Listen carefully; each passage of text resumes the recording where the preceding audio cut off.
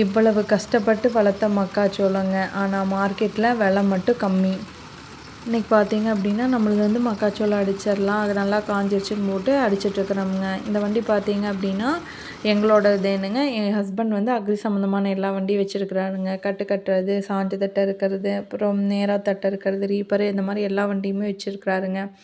சரி நீ விட்டா காற்றுக்கு ரொம்ப கீழே சாஞ்சிரும், கருதெல்லாம் பொறுக்க முடியாதுன்னு போட்டு அடிச்சிடலான்ட்டு அடித்தோமுங்க. ஆனால் வந்து விலை வந்து ரொம்ப குறைஞ்சிருச்சுங்க. நம்ம வந்து நம்ம சேவ் பண்ணி வச்சு போகிற அளவுக்கு நம்மக்கிட்ட அந்தளவுக்கு வசதி இல்லைங்க. அப்புறம் கொஞ்சம் கருது போன தடவை அடித்ததில் பொறுக்கி இருந்ததும் அதையும் சேர போட்டுடலான்ட்டு அதை ஹஸ்பண்ட் வந்து எடுத்து போட்டுட்ருக்குறாருங்க. அவரோட உழைப்பை பார்த்து நான் ரொம்ப வியந்திருக்கேங்க. அவரே தான் எல்லா வேலையும் வண்டியில் ஏதாவது வேலை வந்துருச்சுனாலும் முக்கால்வாசி வேலை அவரே தான் பார்ப்பாருங்க.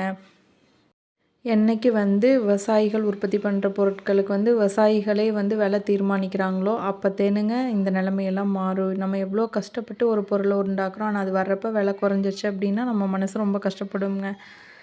மக்காச்சோளம் வந்து நடுறதுலேருந்து, ஆள் கூலியிலேருந்து, அதுக்கு உரவுப்பு வைக்கிறதுலேருந்து, நம்ம அதை 90 நாள் நம்ம அதை தண்ணி கட்டி கொண்டு வர்றதுலேருந்து எவ்வளோ கஷ்டம்ங்க.